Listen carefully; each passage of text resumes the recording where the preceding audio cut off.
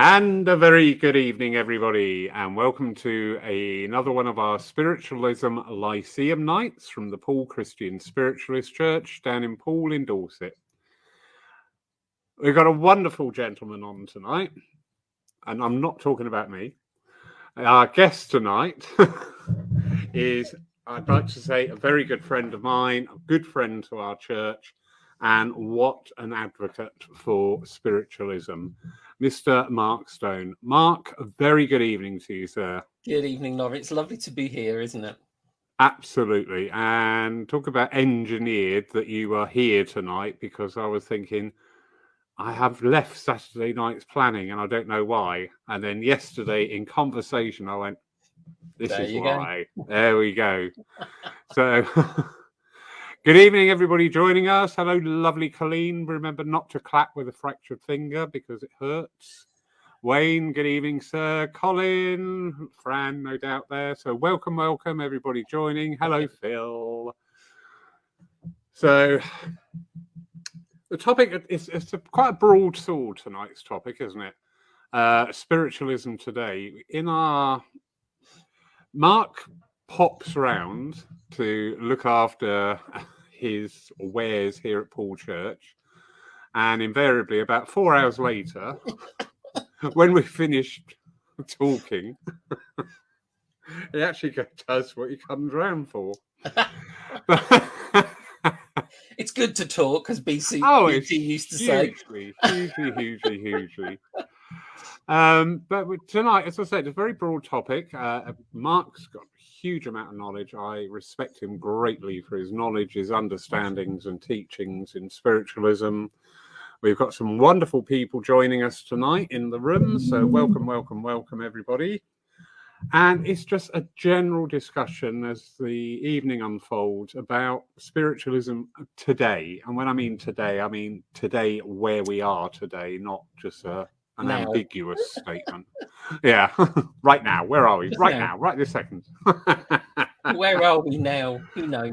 I know. It's very fluid, isn't it?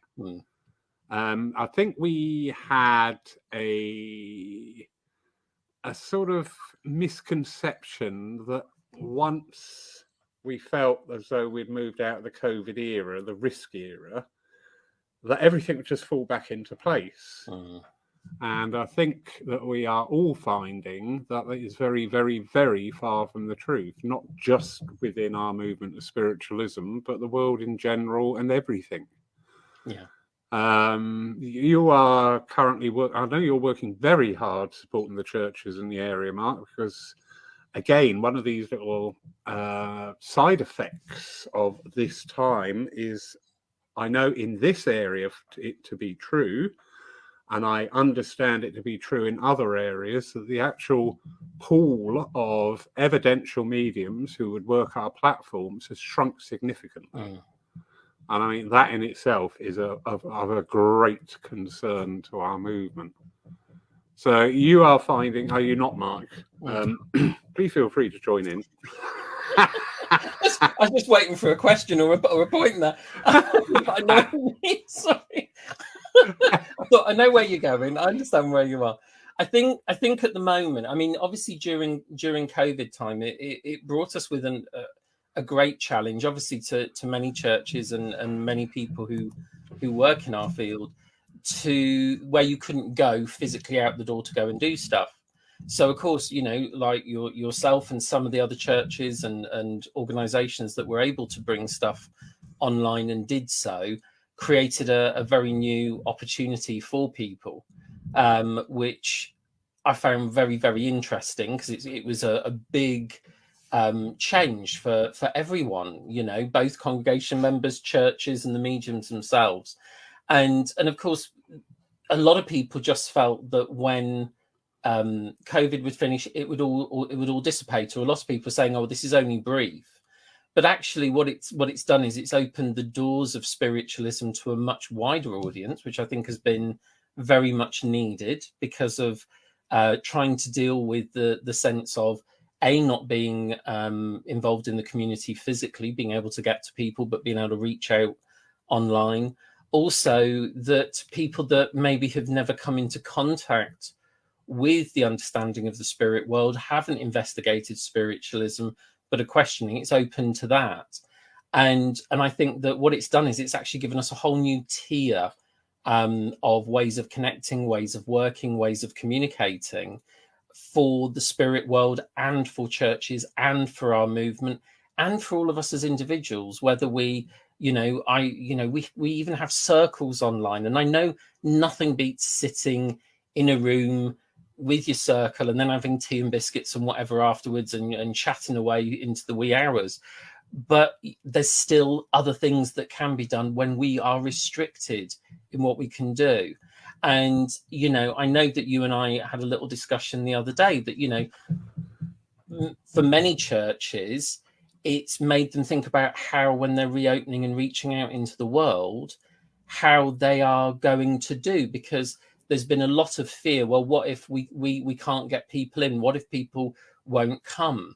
But actually, and I know in your case at Paul and in some of the other churches I've been to, I'm seeing more people coming when they know what's out there for people, what churches are doing and what's available. There's more people coming than before. So it's kind of opened the doors. Now, I know that some people may be online and they may bring comments in as we go, that they may have found that they've not had that case. But then I'd say, well, is it actually that the churches and the people aren't reaching out enough using online to promote who they are, what they are, where they are? Because we've found people, I know often when I've been on here and seen the comments, there's people from all over the world that join in for the lovely Sunday services and the family gatherings and everything else. It's not just confined to the people who used to come in our doors in the local area, and those people are sort of being drawn in from all corners of the world and the country and abroad. Indeed. A gentleman made a comment a little while back, and I thought, do you know what? I really like where you're coming from with that. Again, the discussion was about our churches and centres and attendances up and down.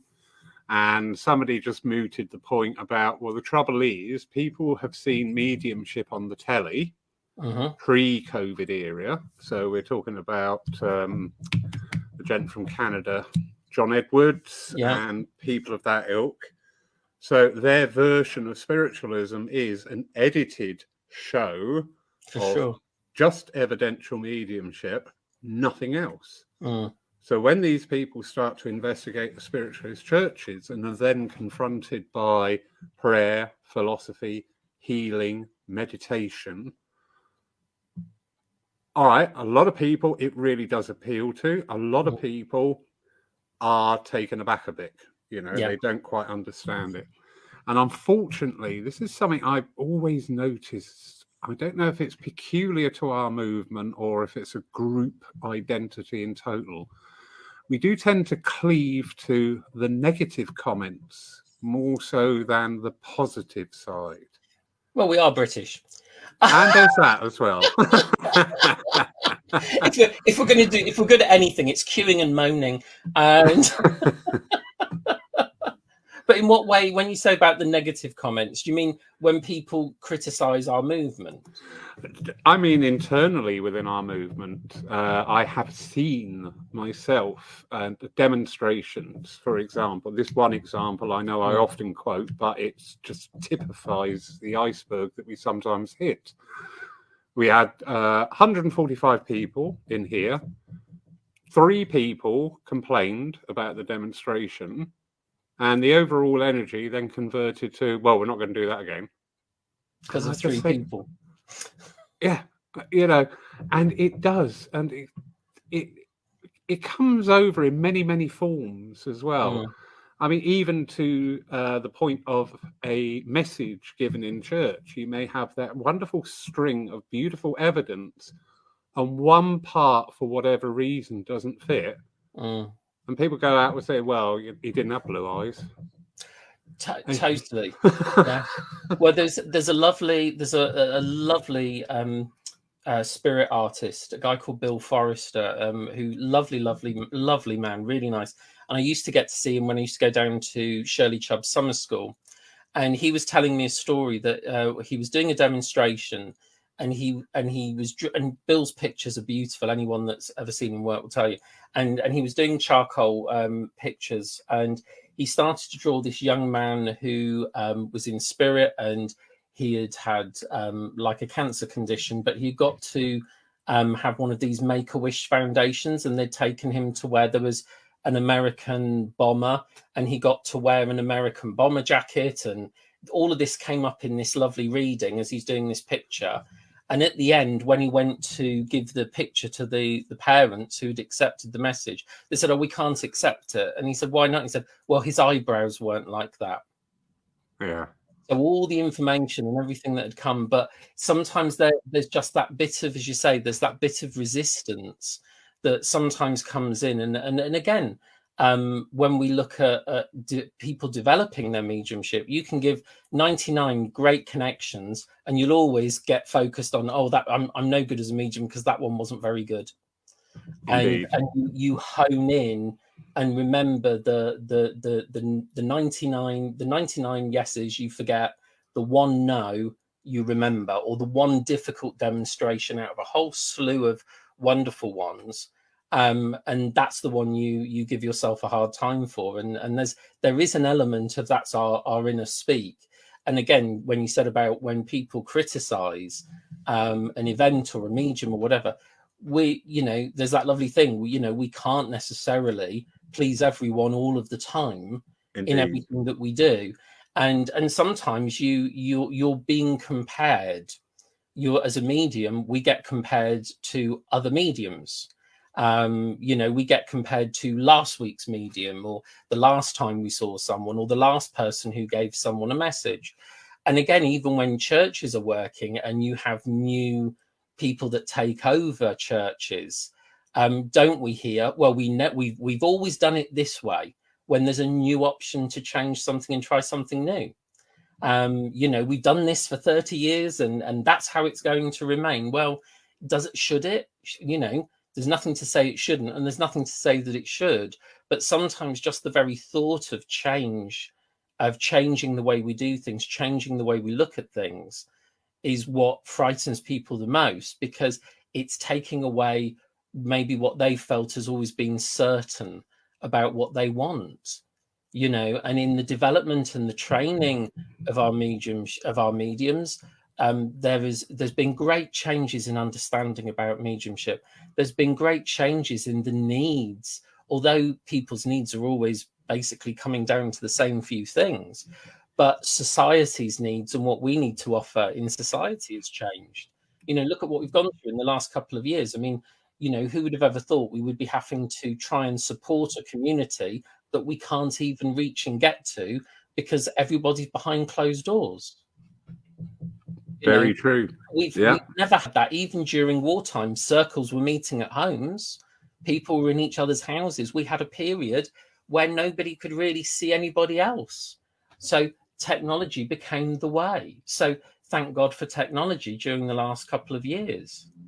Indeed. It has managed to not only bridge the gap, but it's also built new forms, new ways of understanding.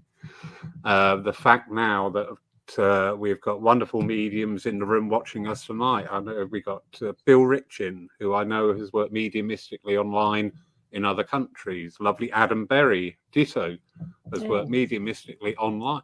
Whereas before, I think a lot of it, and myself included, I said the other week, I used to have a pair of lucky socks at one stage of my mediumship, and if I didn't have my lucky socks on, it wouldn't work. It was as simple as that. We were steeped in an unknowing of the ability of spirit. Absolutely. And when we found that actually we can connect, we can come together in new ways, and also, I feel, better ways, nights like this where we just talk. Yes. I think are a huge attribute to our movement.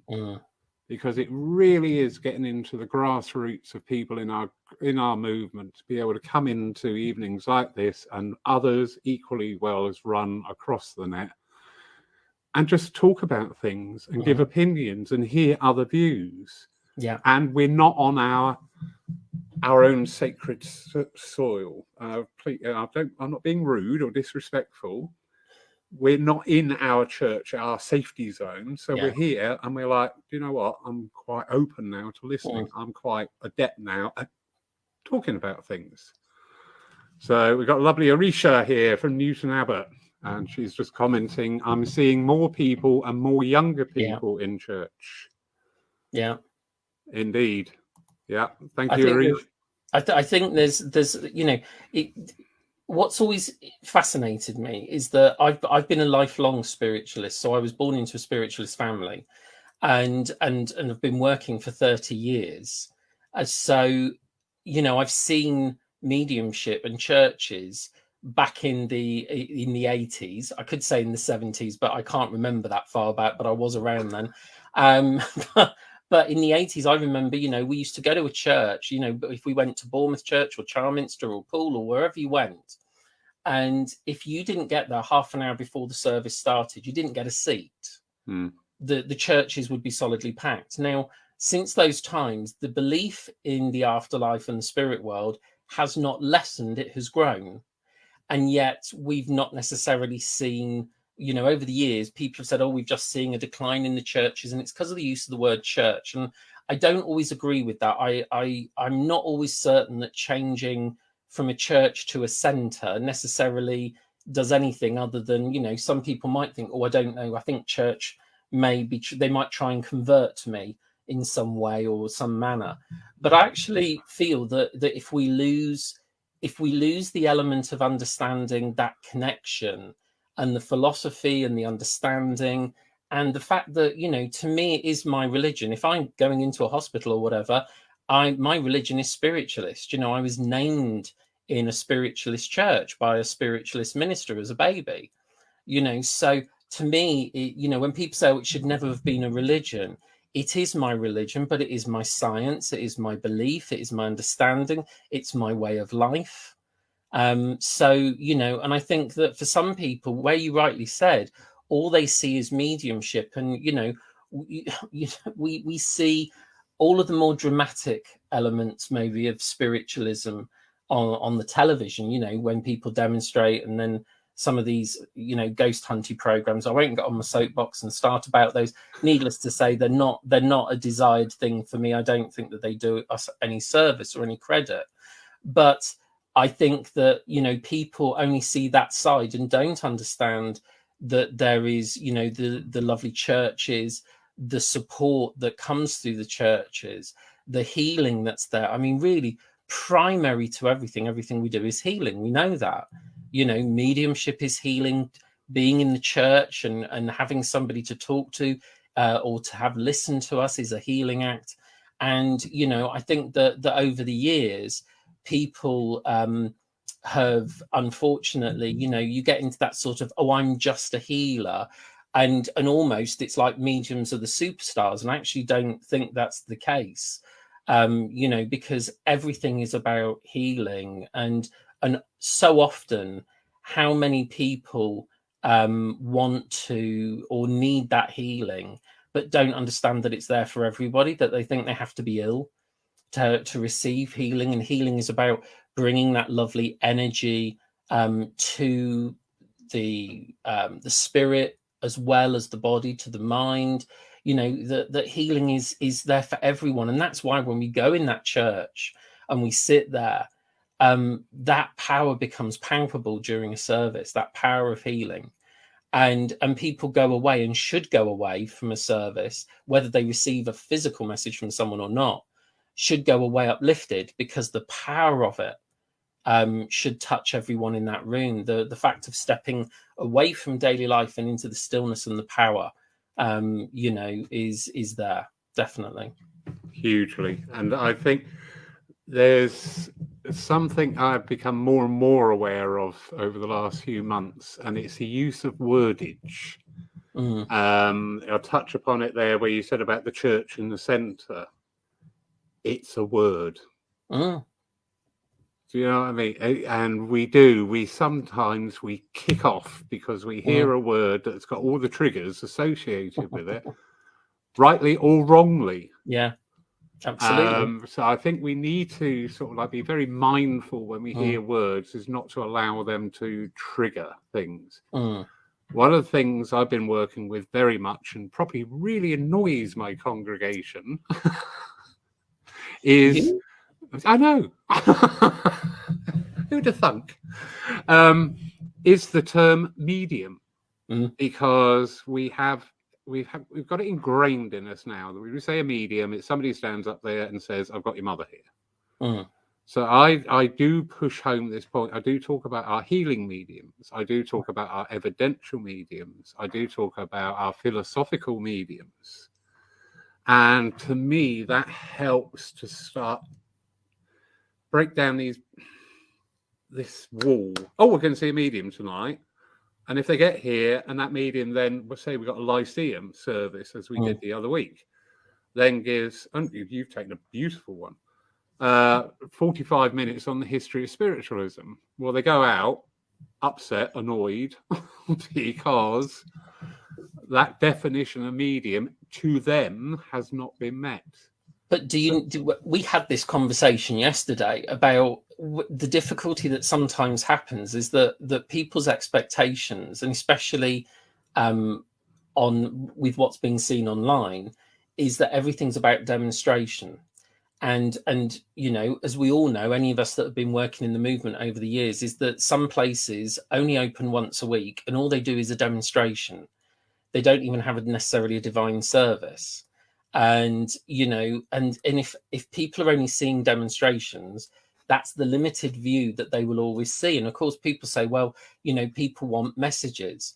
But of course, until people realize there's a greater message in the philosophy, and that actually they can be sustained and fulfilled and challenged maybe in what they think and believe by philosophy and the message, the bigger message of spiritualism, then they don't know that. And and we know there are people, and maybe we've all been guilty of it, we follow certain mediums, or I'll go tonight because there's so and so on and I love the way they demonstrate and I think they're whatever.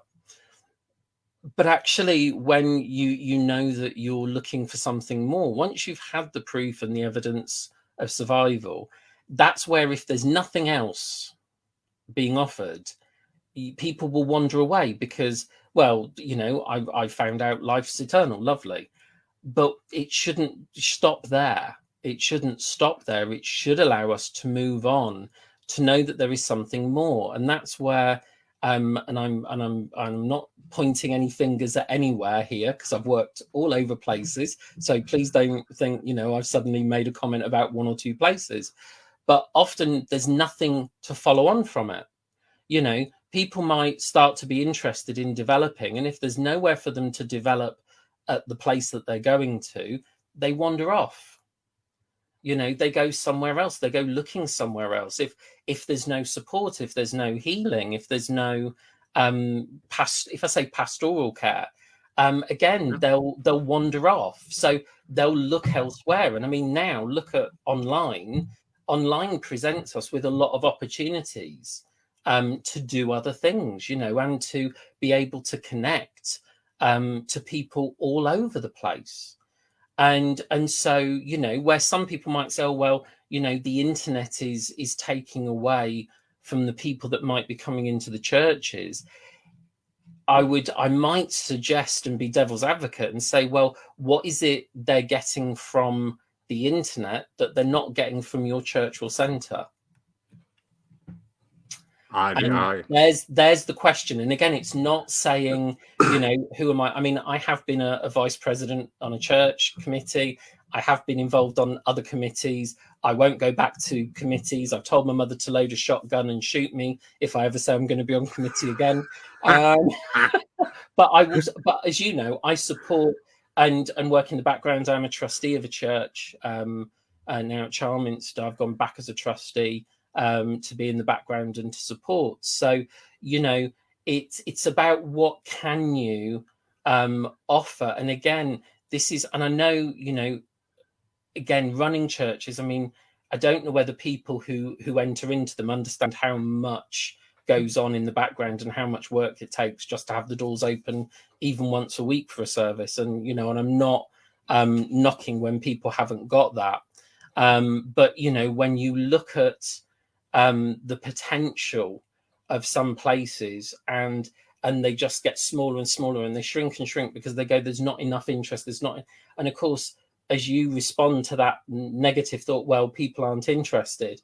But even if only a handful are, those people, it's then about encouraging them to bring more, you know, and to talk about it and to reach out. And again, those that have the opportunity to reach out via online, you know, they can then start to connect and bring more people, you know, and this is it. It's, you know, it's about what we're able to share with others. And, you know, I was at church the other week, and I said, you know, here's my challenge for you. If spiritualism means so much to you, next time you come, bring a friend who hasn't been or has talked to you about spiritualism but has never come.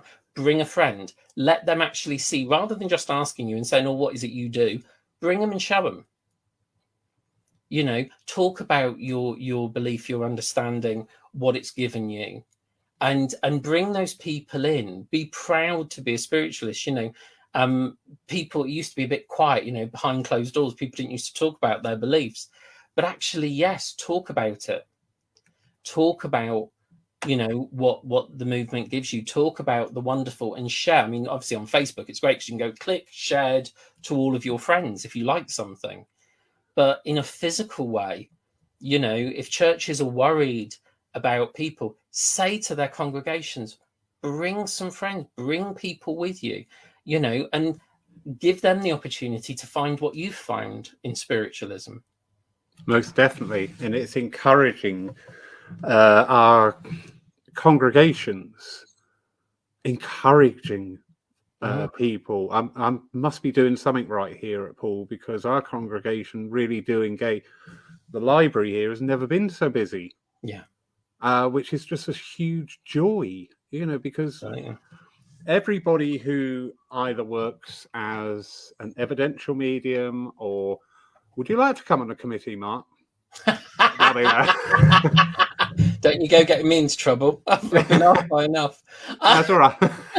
I know your mama, but you'd be all right. No, but everybody who gets involved in running a church or a centre or working as the public face for whatever facet of spiritualism you appertain to, you also then come under the role as being a teacher. You are looked to for knowledge. And in my book, that makes you a teacher. And it's part and parcel. You use a lovely term there, pastoral care. It's part and parcel that you meet that with knowledge, or at least with, do you know what? That's not my field. However, how about this person? Because they excel at what you're looking for. Absolutely. And I think that's that energy has really got to return to our churches and centres. Now, you spoke there, delving back into the very dim and distant past of the 70s. Yeah. Now, this is something that's been knocking around in the back of my little brain for a few days. When people say about the churches of those eras were packed. And I remember stories here of Charminster. You couldn't get near the place. If you weren't there an hour before service, you went home. Yeah. What were they doing then that we're not doing now? Or what has changed in our world that wasn't there then? I think there's a lot more distraction for people. You know, if you think about it, go back to the 70s. We had what, 2 television channels then? Yeah. Was it only 2? We didn't have Tinternet. We didn't have any of that. You know, it's the same as dedication for circles. Circles were a way that the family could sit round and do something for an evening for a lot of people, other than going to the pub. You know, there was another thing to do, or go to church. And, you know, life has changed dramatically. You know, look at the speed of things. Look at, you know, God knows how many television channels, on-demand channels, stuff going on morning, noon, and night. You know, even when I was a kid, I remember the TV going off at like midnight, and then hearing "Pee," and the little white dot, you know, and God Save the Queen before that happened. And it's showing my age now. I'm terrible, but at least it wasn't quite back to Muffin the Mule. So, you know, when you look, I think there is the faster paced demand of life, and so people have become so caught up in so many other distractions, and therefore, you know, I mean, you know, I always used to, and you and I will both know this, when you used to sit in circle, you know, you didn't miss a circle. You know, you could, if you were abroad, if you had to go on holiday, you could miss it, but you were often encouraged not to book going away when circle was on. Or the only other excuse, if you were not well, was if you were dead. And then if you were dead, you had to come back with a message. So you're still expected to attend. But, you know, but now, you know, there is a difference in things. And I think that, unfortunately, the faster pace of life, the faster demand, we're wanting a lot of people, and this also causes us a lot of mental and emotional stress, because we're constantly stimulated, we're overstimulated, and people want to be constantly distracted rather than dealing with stuff. And of course, that allows mental health issues to build up, because we don't deal with the issue, we're just getting distracted all the time. But also, I think in from a mediumistic point of view, people have got lots of other things they could be doing. And so, you know, it comes down to dedication and commitment of why we're not seeing as much. And I'm not saying there aren't dedicated people out there, but I know now a lot more people are interested in development of mediumship, if you like, as a hobby and as an interest, rather than as a vocation, which I have no problem with, because not everyone necessarily wants to be a platform medium, a healer, or a reader as their pathway, their vocation. A lot more people are interested in it as from a personal level. Get that entirely. But it's quite interesting to see that people, because of the fast pace of life, want things quite instantly and quite quickly. People want to do something, and in a weekend or 6 weeks or a month, they want to be doing it, and that's it. They've done it then. And, you know, we would sit in circles for years. I'm still working on my development. As you know, those of you who knew Glyn went back to sitting in a beginner's circle again a few years prior to his passing. And I said, and when people said to him, why have you gone back to a beginner's circle? He said, I need to unlearn some of the bad behaviors and methods that I've learned over the years. And I want to just go back to the beginning of sitting with spirit and just getting back to the essence of what's there. And so, as you and I talked yesterday, often mediums will get out there themselves, start working, and then not have the time, because of how much is demanded, the time for their own mediumship and their own development and their own needs. And I think there is a real call, and this is why nights like this are really good, because we don't talk enough about spiritualism. We don't talk enough about our development and our progression and our pathway. And even in the movement, there's a lot of people where all they do is go to workshops to practice stuff, not to learn stuff, which I know might sound really funny, but often all people want to do is do. If you get them to sit down and say, let's talk about mediumship, let's talk about your worries and concerns, you get people kind of yawning and looking at their watches as if, when are we going to do some work? But actually, if you went to the college years ago, up to Stansted, you would have lecture after lecture after lecture after lecture. You didn't have workshops every session, because it was understood you need to get an understanding and a knowledge and a foundation of knowledge. That's why it's so lovely to hear about the library, you know, to actually go into these things, to look at the history, to look at the other famous spiritualists and some of the ones that nobody's ever heard of. But have still their books out there about them, and then also spending time on working on our own personal development. And because again, people come in thinking that, you know, when you start to develop or work, it's all about communicating with the discarnate world, but it's actually about communicating with your own spirit, looking within you, looking at what's gone on in your life, the baggage that we all have in whatever form, in whatever way that's unique to us. and to deal with that, so that, and that takes time. It's not something you can just wave a wand at and go, there you go, you're done, you're finished, out there and into the world. We're a continuous work in progress. And that's what we should be encouraging other people to realize, rather than the quick fix mentality that's kind of offered out there. A while back, a book was released, which was something like 12 weeks to become a platform medium. And I thought, my God, if I only knew it was 12 weeks, why have I wasted years? But what it appeals to is what? The quick fix, and when things, the way things are packaged, use this technique and you'll always give good messages. Wow, if only we'd known. It's not like that. Mediumship is unique, it's individual, it's changing, it alters all the time. There's so much to it. It's not something that can just be done in a weekend or it's a journey over years. It's a lifetime's journey and beyond, really. Indeed. Just, that's very much as well in my energy, has been now for a couple of months, that it's just this thought keeps coming back into my head that we're not investing in our mediums. And the way that's transcribing, it doesn't matter what your mediumship is, if it's evidential, if it's healing, if it's philosophical, or any other form of receiving that inspiration from the spirit world and utilizing it in our work. We are not doing enough. And as you said something there, and I thought, I like that. It's not about a workshop to go along and do something new. It's about coming together to sort of like review where you are, have maybe a step back and have a look at yourself. But also, as you quite rightly pointed out in conversation yesterday, one person's experience is going to be somebody else's lesson, maybe in the past or to yet come. Yeah. And absolutely. I really do feel impelled that is something is coming into Paul Church to allow. When I say working mediums, it is not limited to the evidential mediums. I don't care how you use your mediumship. It's yours, not mine to dictate.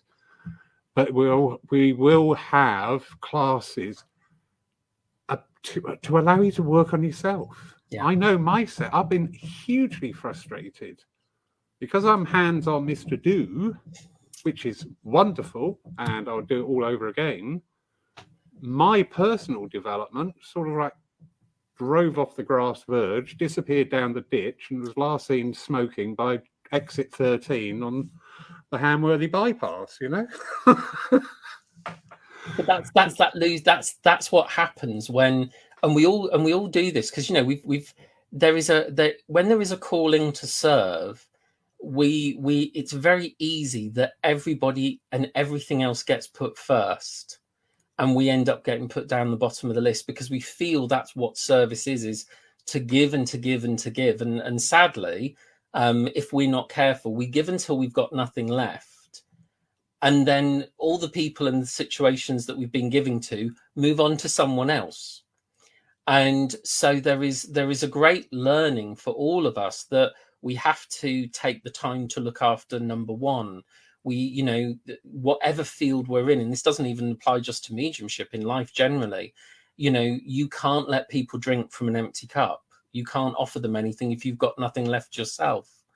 And so the self-nurture and the self-care, which was something that, I used to talk to Glyn a lot about over the years, because, when you have so many demands placed on you, and many of the mediums, the working mediums that are in the room will know that you get called upon by this church and the next church and the next church.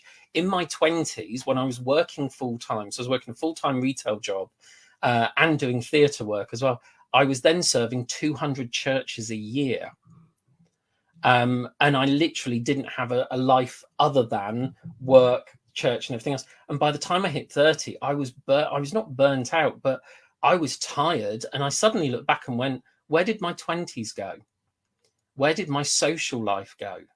I'm supposed to have been out there enjoying life. And although I've enjoyed what I've been doing, no one's forced me to. I felt that I should be doing because I'm wanting to be of service. But the one person in the world that I wasn't serving and doing justice to was myself, because I was giving and giving and giving to the point I hadn't got anything left. And I had to sort of redress all of that and start to think, there's nothing wrong in once in a while saying no to things because that's my only weekend off in 3 or 4 months. There's nothing wrong in saying, do you know what? I can't do this at the moment. I can't commit to it because of life and situations that are going on. And rather than let people down, I'd rather not book something in than book it in and then let someone down, book it in and let someone down, in the course of my work. So you have to learn, to self-care, to self-nurture. That's self-awareness, the wisdom to stop and to rest. Indeed. I'd just like to split this evening. I'd just like to throw that topic out. I'm seeing some absolutely beautiful names coming up in the box here tonight. We've got Adam Berry, Bill Rich, Phil Shaw, lovely Stephen Mager in the room. Marion Walls. We've got mediums in this room tonight who I really respect for their work for spirit, the way they present themselves, the way they strive for more and more. Ashley Oliver, the Reverend Ashley Oliver. How do you feel yourselves? Do you feel as though there is a need for sort of either groups where you can come together in a peer group and talk openly and frankly and try to just work on your soul, not a new technique, not talking about bringing in another aspect of your mediumship, oh, look, I've got a feather now, right, so with this feather I can go on to that. And I'm not being demeaning, stop laughing, and don't complain, anybody, because I can block you. We're not talking about bringing in a new aspect of your mediumship. We're talking about you. You, Adam, you, Ashley, you, Phil, you, Stephen. How do you feel at this time? Is it something you've given consideration to? Is it something you already manage quite handily yourself? And if so, please share. So while that is concocting on the side there, just go back through a few of the comments. I forgot to mention another wonderful medium, the lovely Ron Cox from Florida. Just picking up on an earlier thread there, and he said even during the Civil War, President Lincoln and Martha held seances in the White House. That was going back to the time we were talking about being locked in. Gail Handley here. I'm so grateful for spiritualist churches going on Zoom, etc. Yeah, very, very good. Oh gosh, these have built up a lot. Susan Brown just asked a question there. Was it Winifred Moyes who packed halls with trance philosophy demonstrations? The answer is yes. Yes, and Estelle Roberts and Gordon Higginson and so many more. Helen Hughes, lots of people.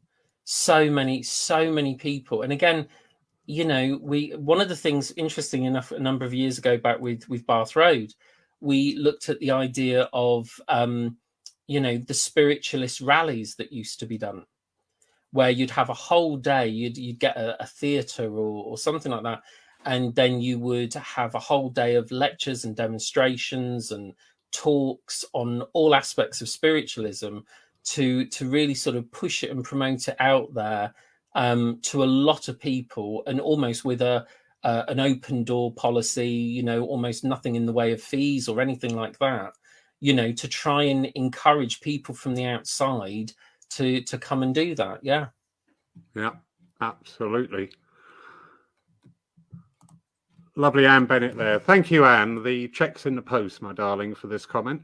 I think Lawrence draws people in because he covers a multitude of practices of spiritualism, plus he has the respect and reverence of God or whatever people accept as the great universal energy, plus the all-inclusive attitude, community spirit too. Yeah. Mark is right. People want instant magic mediumship. Thank you, Anne. Very touched by that comment. And I love that you're talking about the revival there. The rallies. because I really do think I'm so pleased to see on Facebook, and I'm not putting this down to me and what we've done, it's in the ether. You know, this energy is out there and we are sensitive. This is why we gravitate towards this religion and philosophy, because we can express that sensitivity. And it is something that's being sort of like put out on a high pulse by spirit about talking more. And I am seeing across the nation different types of meetings coming in. And the rally idea, I think, is absolutely beautiful. We had a rally here for the Spiritists. Yes. And that was mega. All day. Yeah. They had 6 speakers from the UK and Brazil. All day. People coming, going, coming, going, coming. It was an awesome energy. It is, and it, you know, it's those things used to be flinging the doors open to the public.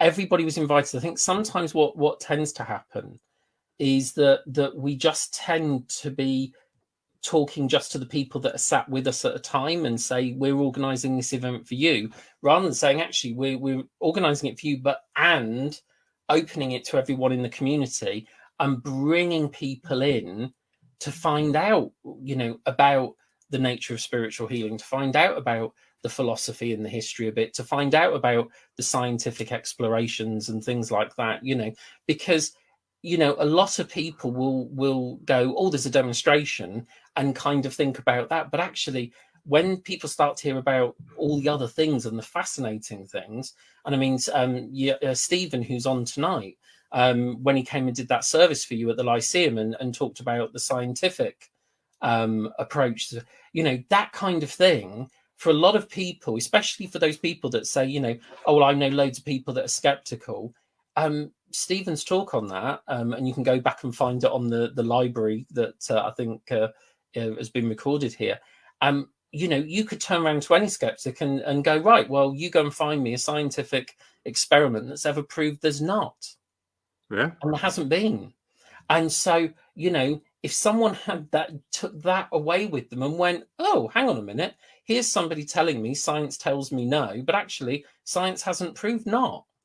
So, you know, it opens up, if we're able to bring in all these other aspects, the science, the religion, the understanding, showing people that it is more than just the demonstrable evidential mediumship, then it starts to really make people think, there's more for me here. There's more for me to understand. There's more for me to grow.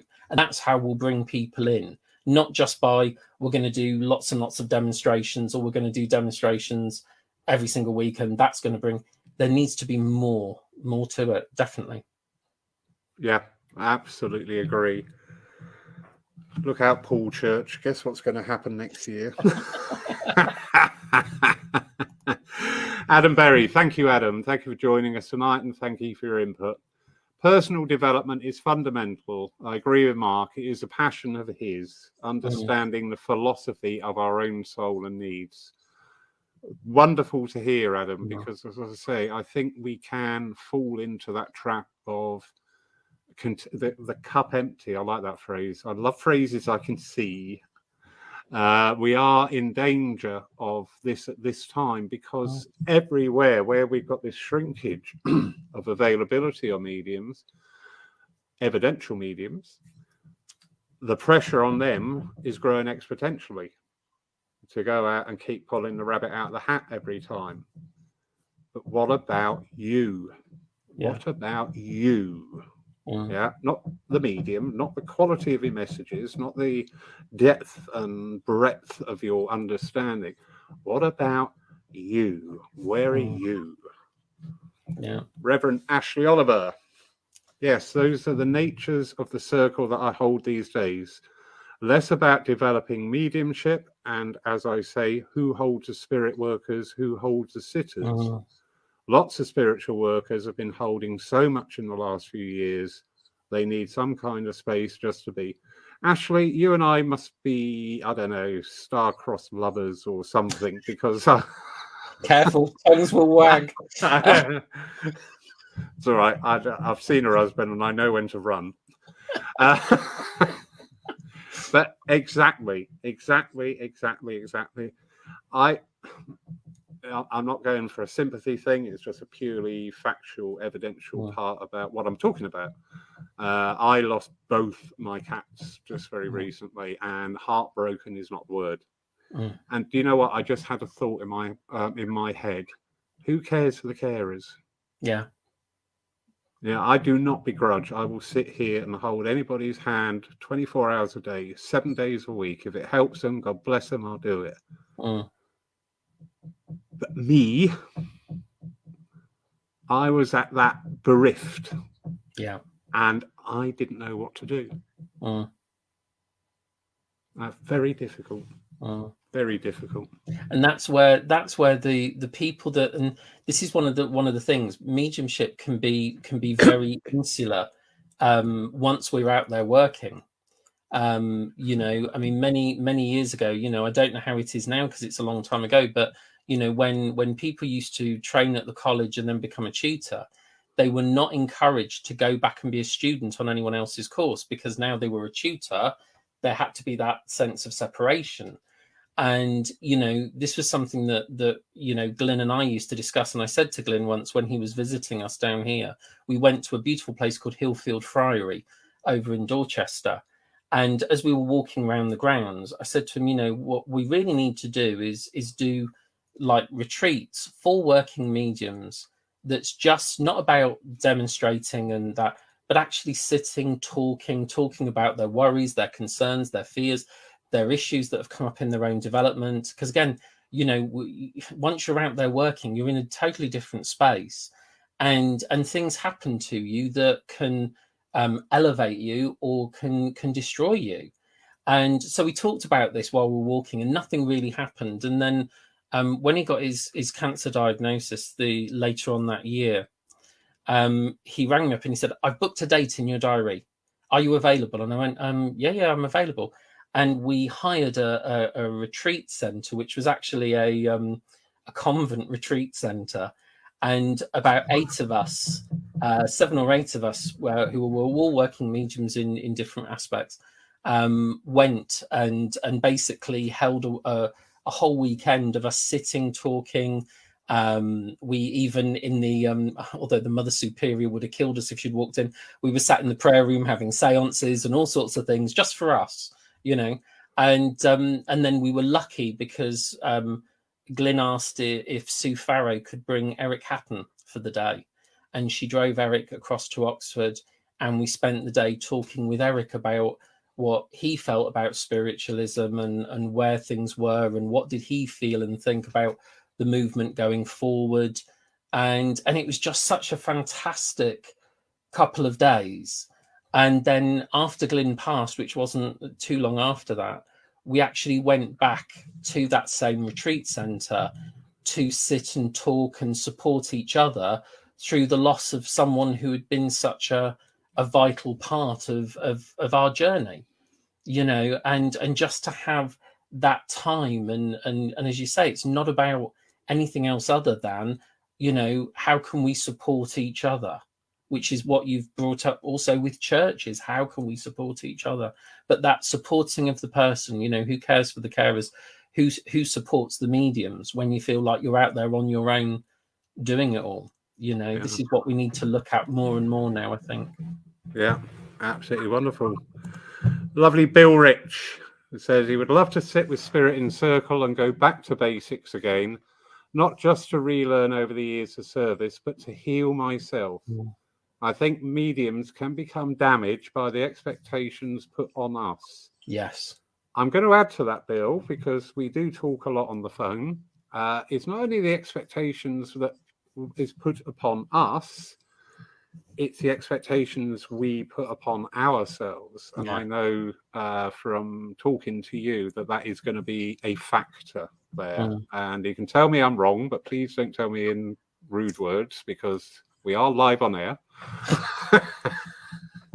But yeah, we lovely Stephen Mager. There we go. You're very kind.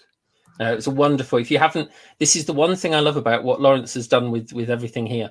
All the services and all of the talks have been recorded, so that you can go back. It's a living library of every demonstration, of every talk, of every, well, most of them, not all of them, because obviously a few have disappeared because of technical issues. But you know, that's a resource for a community. It's a free resource that people can go back to. You know, the talk, I've used the link to the talk we did about everyday practices for hard times, spiritual practices that we did. Yeah. And I've had so many people who have had issues and upsets, and I've said, look, here's a nearly a 2-hour talk I did for Paul. This is what I do. This is how I work on myself. Now go and watch that and you know, put some of it into place, you know, because this is tough times we're going through and we need things to do, and ways that we can work on ourselves, you know. So it's really, you know, what a wonderful resource this allows us to have yet again. You know, it's there and it's free, and you can go back and re-listen, you know, and see what's there. Indeed. Lovely, Arisha. Just saying, it can be very isolating being a medium because it's hard to catch up with others, as we are nearly always at churches and centres on the same nights. Absolutely. How very, very true. How very true. And that's why we had our lovely Friday night. Oh, yes. Oh, yes. In chatting. Nothing like a spontaneous outburst. Everything. Adderberry. Not everyone is a medium or aspires to be, and there has to be something within spiritualism to hold everyone. Yes. I believe the principles are keys, guidance to living life. We can be too concerned with the afterlife, which is beautiful and a reality, but we can be too fixated on death and forgetting spiritualism is about life now and living. Absolutely. Not just the phenomena. Hope that you have explained that very well, Adam. Absolutely. It's not about the dead, it's about the living. Yeah. Every book, Simon James, Brian Robertson put it over so wonderfully and so succinctly. You know, if you believe there's an afterlife, how much does that make you love the life you're living now? It was just so beautiful. And it's true.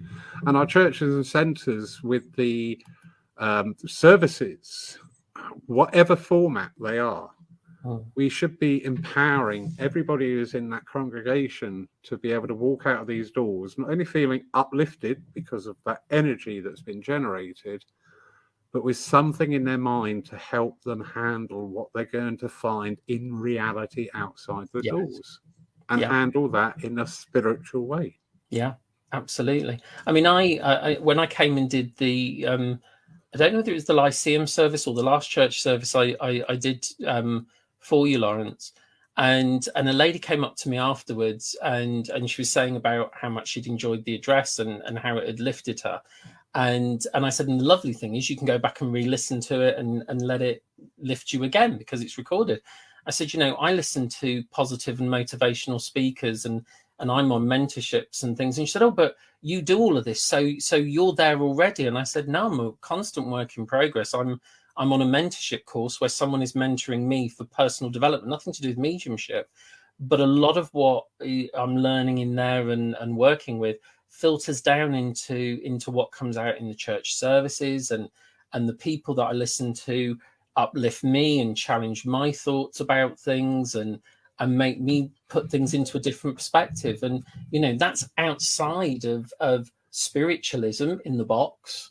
It's about looking beyond that, looking to other understandings, other psychologies, other awareness, other aspects of science, you know, and again, it's continually evolving. And as I said to you yesterday when we were talking, I was listening to a guy called George Zalaki, and George Zalaki, I always pronounce his name wrong, and listening to one of his talks, and he said, you know, the mind can be split into two parts, the thinker and the prover. Whatever you choose to think, the other part of your mind will prove to be true. So if you think it's going to go wrong and it's bad and it's terrible, the other part of your mind will find all the evidence that proves that to be true. If you think something is good, worthwhile, and you're going to do it well, the other part of your mind will find the proof and the evidence that proves that is so as well. And, you know, to be able to explain that to someone about when they talk about their mediumship, You know, I've heard people go into demonstrations. Oh, the spirit world are messing about with my mediumship at the moment, and I'm all over the place. That's what you think. You'll find the proof that proves your demonstration will be that way. You know, I don't think I'm going to do this, or this isn't going to be right. You'll find the proof to prove it. So the mindset that takes us into these things on every level, you know, that's something that I'm learning more and more about. You know, although I've always known that all energy follows thought, when I'm hearing it explained in different terms, in different ways, it drives it home to me again. And I often say to students, you know, we're going to do an exercise. Oh, I'm no good at this. Don't put the block there before you even do the work. Be open to the experience, be open to the way of working. You know, look at the amount of people that said, you know, when we first got faced with working online and a Zoom room, the first time someone said, will you come and do a Zoom service for us? And I'm like, well, how do I know I'm going to be able to do this? Because there's going to be all these little faces in boxes like the Muppet Show. How am I going to know what I'm doing? And I actually went and watched another medium work online, Simone Key, who I love dearly, brilliant demonstrator. And she demonstrated, and I went, that's inspired me. She can do it. And that's how she did it. And I don't have to look around the screen and try and work out. Just tell them what Spirit's telling you and tell them to put their hand up. We had, I think, that first demonstration, March 2 years ago, there were 60 odd people in a Zoom room. So you can imagine it's more than one screen. And the person said, are you going to pick out people? And I went, no. I said, purely the spirit world will give me evidence, and then we'll have hands up. But I said, I'm asking that really we only have one person who can accept it. And that's what happened. And I was like, oh my God, it works. And you know, and great. And that challenged me, because I don't know how this is going to work, but I trust the other world know how it will work. And I trust that they'll get it right. And I follow them. Very true. Going back on to the support for the workers. Yeah. Reverend Ashley Oliver here sees my spiritual director for supervision every month and have a peer spiritual counselling. Not only is it a requirement of my ministry as part of my growth and ethics, it is the best and most nourishing part of my own soul inquiry and my relationship with God. That's beautiful, Ashley. Yeah. Absolutely beautiful. Ashley is an interfaith minister. And I think that is an absolutely cracking setup, which is wonderful if you are associated with a body that is allowed and empowers things like that to happen. And you see, for me, this is the role of mentors, teachers, and circle leaders in a nutshell. Because I was talking about this with a couple of students the other day, and I said, you know, as a medium and as a teacher and as a circle leader or whatever in the past, when I work with people, when I've worked with them, they are part of ostensibly my family. And so although I may not see them, they are always, you know, available to be in touch with me, to support, just as I was with Glyn and as I was for Glyn, because sometimes he'd ring me and say, I need to talk to someone just to get something off of my chest. I went, fire away. And the same vice versa. And the same, you know, with people like yourself, Lawrence, and there are other people that I know that, you know, you can talk to and you can have that because of your connection and your understanding. And, you know, and that's something that I think that's the pastoral bit for me, that, you know, I'll have people ring me that I haven't heard of for 7 or 8 years. And then they'll say, I just needed to phone and speak to someone, and I knew I could speak to you. And I may not have heard from them in all that time, but the point is that you're there for the people that, you know, you're a part of that journey. That's the important thing when I said about pastoral care. Just like being here, you know, that's why circle leaders, you know, you used to have such a strong bond. But again, it's knowing the people that you're able to, and I think here comes the important people you can trust, and people you know won't steer you wrong. Yeah. And I think that's what in essence, to me, mentoring and pastoral aspects of what we do should be. But, you know, not everybody gives that in that way. Indeed. And lovely Mary Dixie is just saying a similar vein of energy is just talking. My circle is not just to develop for mediumship in whatever form, but to develop themselves and support each other through life traumas. Beautiful. Yeah. Yeah. It's family. Circle is family, really. It is. It's funny, isn't it? I often say this, so apologies, people, but, you know, we spend so much of our lives being whatever to other people, father, mother, sister, brother, friend, husband, lover, whatever. There's a very, very thin layer of people that actually, I include you and a number of people in the room tonight. I can talk to you, Mark, as me. Yeah. And we just talk. And you may disagree, we may agree, or whatever, but there's nothing else there. No. You know, there's no hidden agendas. There's no the answer is given because that answer will steer it into benefiting me somehow. Yeah. It's just what it is. And that's what I think. And I think honesty, you know, we've come into an era where we have to be, you know, we need to be honest with people, but we also need to be sensitive with people. You know, some people use honesty as a weapon. You know, they're brutally to the point where it's damaging. Whereas sometimes we can say to people, you know, you know, Glyn and I would talk about things and we'd agree to disagree. As you just said there, sometimes we talk about things and we have two very different viewpoints.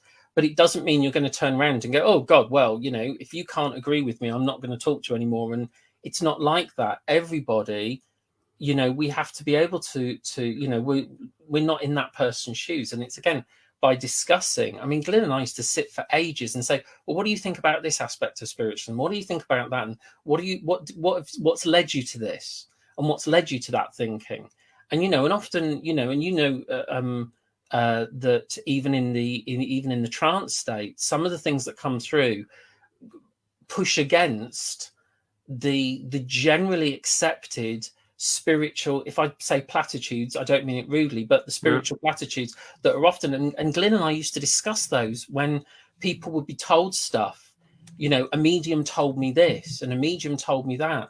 And sometimes those things that may be all said in the most well-meaning of terms can be psychologically damaging for someone. And so sometimes these things come up, and again, you know, the mediums may have, I one of my things, because I had a lot of issues with mediums when I was younger, and I nearly walked away from this movement as a working medium as a result. My work after that became in supporting students who had been damaged and harmed by other mediums, who had walked away or literally been crushed, and to give them a sense of saying, do you realize this was never about you? This was about them, and working with them to bring back their confidence in their mediumship, their own self and their own well-being, to become the medium that they always were, but that had caused them the issue with somebody who was either jealous, frightened, or whatever it may have been that caused the damage. But that became a big part of my work following that being done to me, you know, as a, you know, someone who survived and came through the other side of it. And so, you know, there's a lot of things that, you know, we can bring to the table to work with other people, because there will be things that will go on that I will have had experience of that you wouldn't have, and that someone else would have had experiences of and I wouldn't have. And that's where we can bring in all our knowledge and our understanding in different ways to the table, you know, that we all have something to share and offer. Yeah. And to support. Absolutely. I think when we get into this level of discussion with our peers, the one thing that everybody should acknowledge is that nobody in that conversation needs validation for what they're saying. Because if you're going in on that energy, I want whatever I'm saying to be validated to me, you're not talking to the person who you're meant to be talking to. Yeah, absolutely. You know, I think to be able to open up about things, to be able to talk about things, you know, especially when we've gone through it, and actually sometimes we're not even wanting someone to give us an answer. We actually just need to be heard. We need to get it out of our system. And, somebody will turn around and go, yeah, I've felt exactly like that. To know that it's not just you. You sometimes look at the world and go, is it just me? Is it just me that's going through this? Is it just me that's coming up? When you get to that point and you just think, do you know what? I've had it. You can all go hang for I care. I'm just going to go and do my own thing. Stuff the lot of you, I'm off. And then you think you're the only one that's ever got to that point. And of course you're not. But just to hear that someone turns around and says, I hear you, I understand what is it you need? And sometimes it's just, I just needed to get it off my chest. And that can be enough to bring you away from that edge and just say, do you know what? It's fine. I understand. I know what this is. I know what you're going through, a bit like the long dark night of the soul kind of thing. And then you come out the other side of it. And, we all go through our big ups and our downs. We all have our challenges that are going to affect us.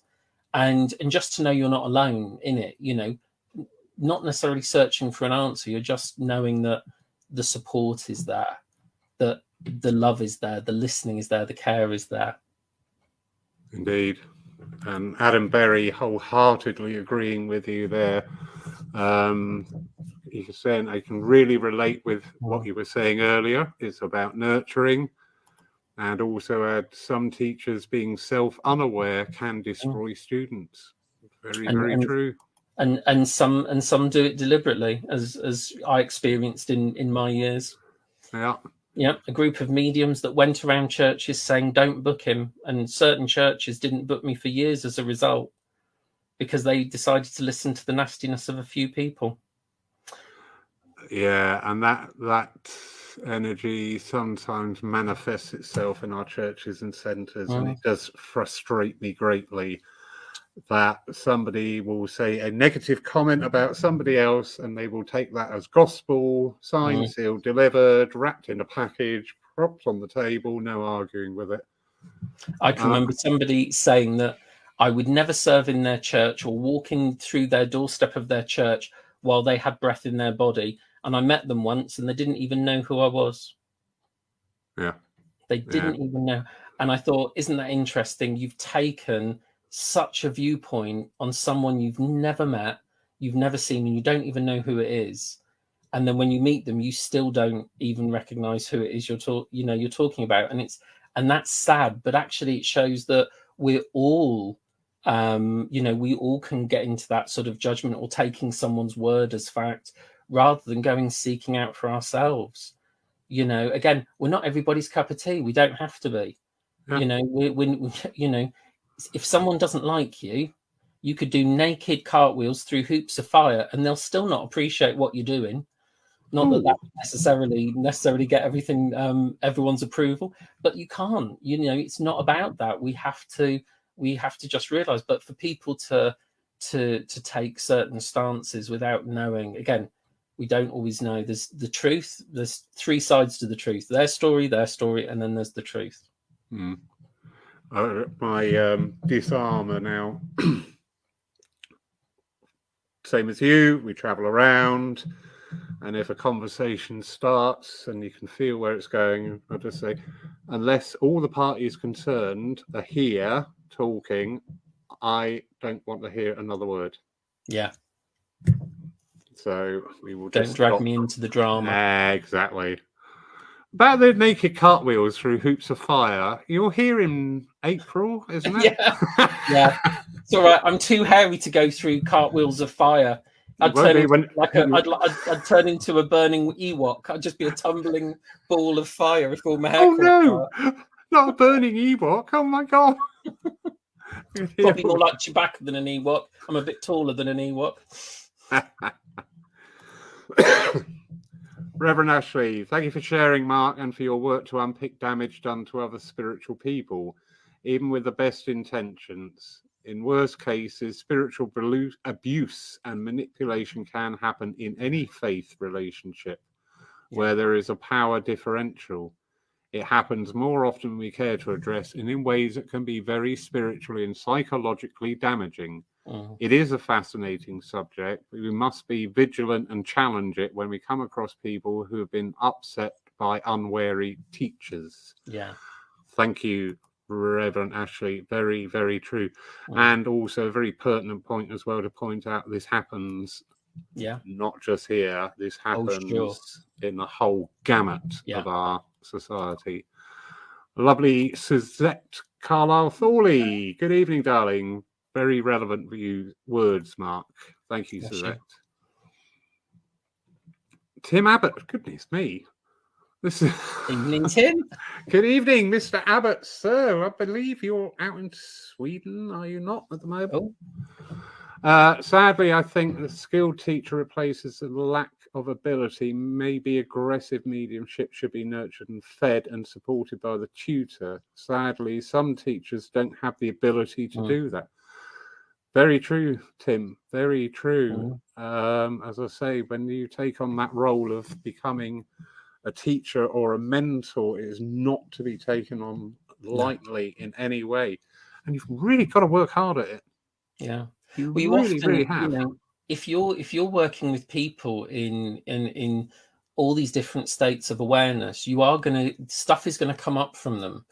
And you know, you might know your stuff with mediumship, you know, in different ways. But what about when someone starts to have a meltdown about certain aspects of their life, or you know, and so some people sort of take on the role of you know, teaching people and taking people, not necessarily any people in particular, but I've known people where stuff's happened and the person that they're sitting with or working with just kind of knows how to run a circle. And then when emotional stuff happens and when stuff comes up and the lack of support, because they haven't realized that might come up in a circle, might come up with working with people, or you know, working with healing, and then all this trauma starts coming out of people, and you know, and we have to be aware of that. I mean, recently I've again in the private work that I do with people, supporting people, there's been things where you know there's severe mental health and situations that are coming up, and it's been handled by mediums. Rather than looking at the mental health and the emotional health of an individual, they've been telling them it's spirits doing it, when actually you can see it's the mental health of an individual. And so it's actually compounding an error and making things worse than better for an individual. And again, I've seen that even in circles, you know, and, you know, again, we've got to be, whether we're working as a medium on a platform, doing healing with people, teaching people, listening to people, supporting people, doing private sittings, whatever it may be, running a workshop, doing a circle, we're holding a person's life in our hands when we work with them as mediums and healers, etc. And we have to be very aware of the seeds that we plant in the mind, the things that we say, the way we respond to people, because even a response, an off response or a dismissive response or a lack of response can actually, you know, have a profound effect. And again, you know, the sensitivity and the awareness that someone needs, to deal with other people. And again, we've all said things and then afterwards gone, oh, I shouldn't have said that. But you know, sometimes there's a great lack of understanding in how to deal with people. You know, because you are dealing with sensitive people, and so people need to be handled in the right way, and you need to understand people to do that. Very much so. Lovely. Anne Bennett put this comment. I know a lot of people come into spiritualism through bereavement, or sometimes they have had trauma, plus sometimes they have had mental health conditions. I think those in higher positions need to be wary of accepting the people, these people fragile, into developing mediums or healers. Yes. Before they have managed to help heal themselves. What do you both think? Absolutely. I've had in the years of my teaching, there are people who I have said for their own health and well-being, I have refused to train. Because I've said, I feel that your conditions and your situations are too problematic, and that when we open the doorway to looking at the spirit world, it may exacerbate the problem, not help it. And it's not many people, but there have to be these times when you look at people, You see what's going on with them. You look at where their mind is taking them, because the mind is the navigator. I'll give you an example. There used to be a lady, we used to sit in open circle. I was taking an open circle at a church many years ago. And every time we did like a little sitting in the power, this was even before I met Glyn. So this is how long ago it is. No matter where I'd take them in a meditation, there would always be devastation and there would always be trauma. And so every week I thought, where can I take them in a journey where this one lady can't possibly have anything but a lovely experience? And so I thought, I know, tonight we'll take them to a beautiful desert island, beautiful tropical beach, white sands, turquoise water, lovely sunshine ahead, couple of palm trees, nobody else around. So you can have nothing but a beautiful, peaceful experience. And so as we went around the circle, everyone was talking about their lovely time of sitting. And then we got to this one lady.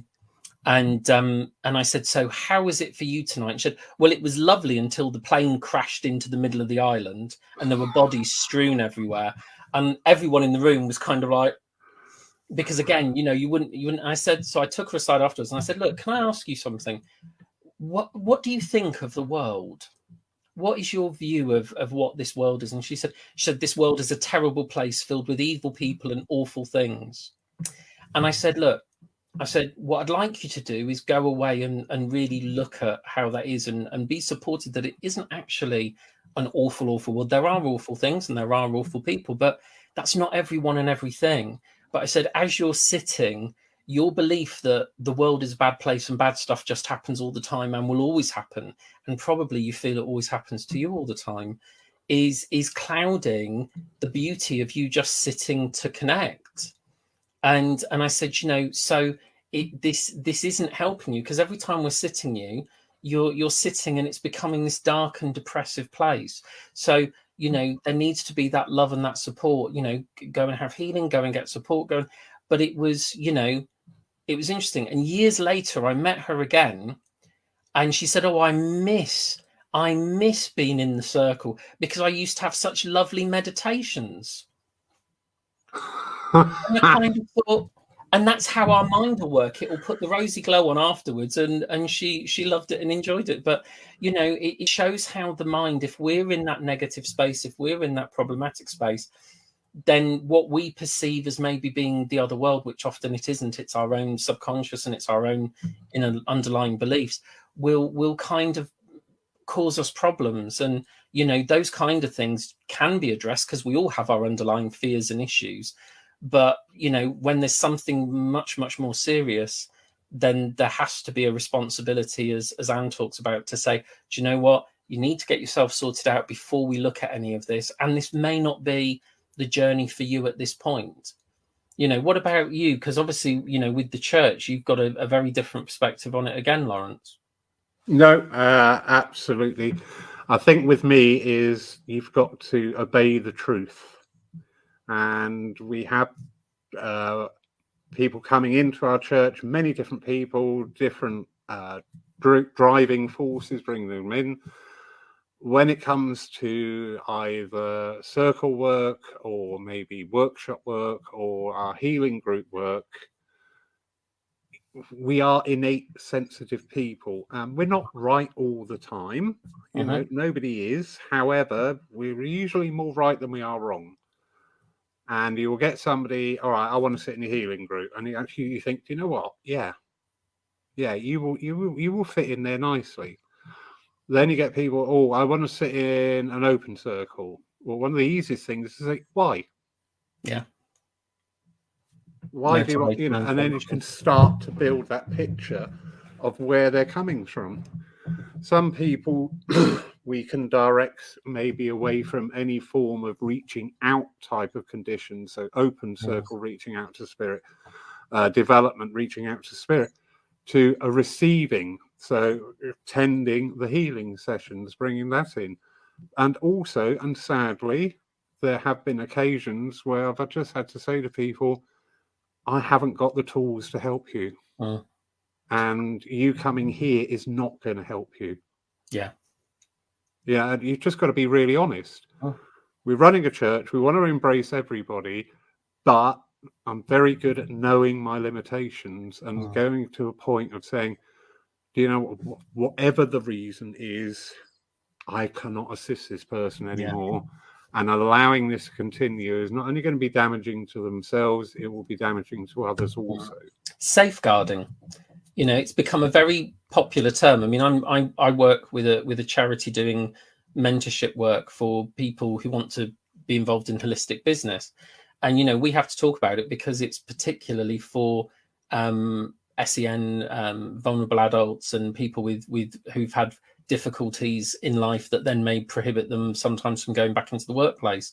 And so safeguarding is kind of a big part of what we have to look at as well, is to make sure that, you know, is there any issues here, and are we making sure that we're doing the right thing and saying the right thing and offering the right support, and if we can't, knowing that we have to be able to refer to people. And that's the big thing, you know. I mean, I've had over the years lots of students who are nurses, GP doctors, people in mental health care capacities of all different forms, and you know, and so I've had lovely interactions with people who have been able to really, I can say, I know someone who'll know about that, and I, you know, I can ask what you need or where you need support or whatever.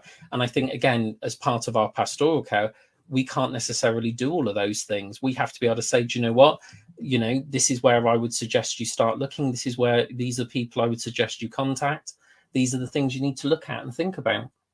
Yeah, very true. And that referral process in itself, that is of assistance, although at the time it may not be received in that energy. Yeah. You know, Spirit once said to me something, and I went, "Why have you told me that?" And they said, "What do you want to do? Save 50 or let down? Save 5 or let down 50?" And it was at a time I was really overworking myself. Yeah. And I went, "Okay, I'm listening. Yeah, I am listening. I get that." Definitely. Mark, what a stupendous... We're at time. We could go on for hours. I know we could. We normally do. This is short. This is a short conversation, isn't it, Lawrence? My word. Well, in 14 hours, we're going to be back here again. Not you, but the lovely Irene Hall. I've got 2 other lots of services tomorrow. Oh, yes, you are busy, buddy. Yeah, morning and evening tomorrow night, yeah. Absolutely beautiful evening, Mark, and I know we will repeat it. Thank you. We touch on it. You know what? There's lots of topics tonight that warrant a deeper investigation just in their own merit. Very much. Thank you so much, everybody who's joined us tonight. Apologies that I can't get round to every statement or question put in. They've been absolutely flooding in. Huge thank you to all of you joining us. I hope you've taken... If you've just taken one thing from tonight and you can go to work on that, happy days. You know, that's what we're about. So we look forward to seeing everybody again next week. At the moment, I have no speaker lined up. This time last week, I didn't have Mark lined up. So, and look what's happened. Until yesterday afternoon. I mean, I know. It's just as we were talking, I went, "Oh, there you go."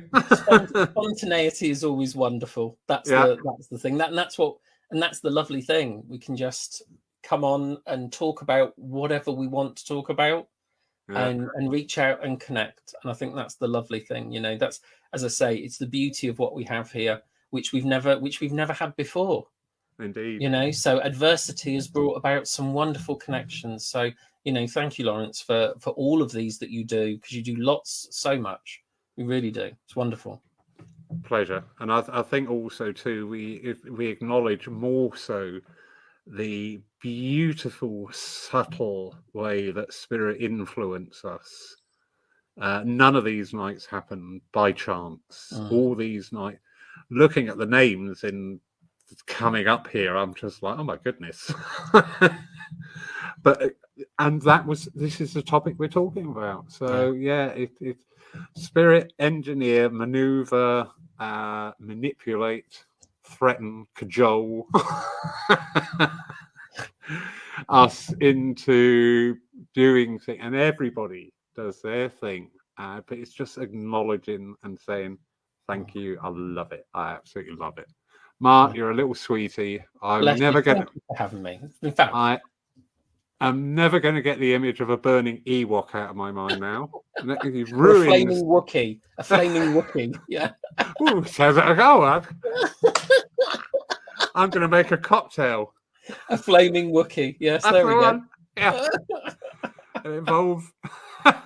It'll involve a hamster and a sambuca. Oh dear. It won't, everybody, all right? Before the comments start. Thank you so much, everybody. Have a beautiful, wonderful night. If you're watching us tonight, if you're watching us and catch up in the future, where were you? Why weren't you here? Have a wonderful time. It's good night from me. Take care, everyone. God bless.